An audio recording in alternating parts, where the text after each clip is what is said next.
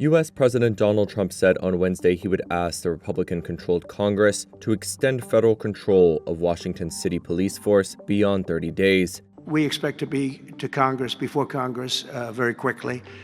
And again, we think the Democrats will not do anything to stop crime, but we think the Republicans will do it almost unanimously.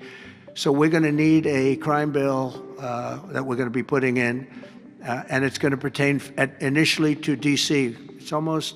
We're going to use it as a very positive example, and we're going to be asking for extensions on that, long-term extensions, because you can't have 30 days.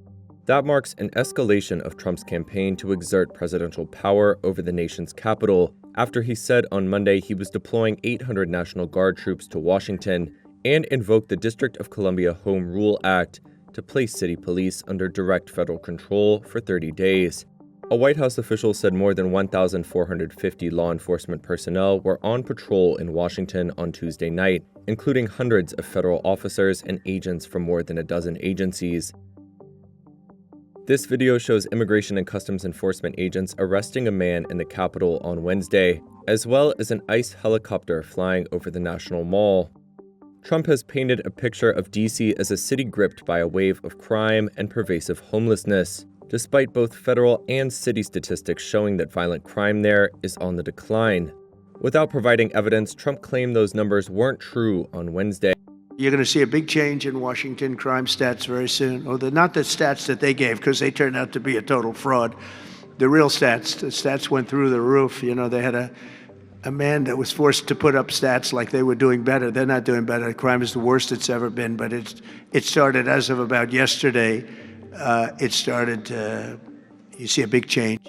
U.S. Attorney General Pam Bondi told Fox Noticias that officials were looking into whether the city's statistics last year were manipulated.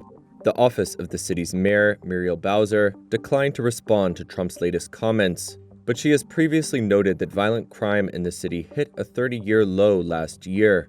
Any legislation to extend Trump's control over the police department would likely stall in the Senate, where Democrats can use procedural rules to block most bills. Trump told reporters on Wednesday that if Congress fails to act, he can declare a national emergency to extend the 30-day limit. However, legal experts say there are no grounds for such an extension in the Home Rule Act.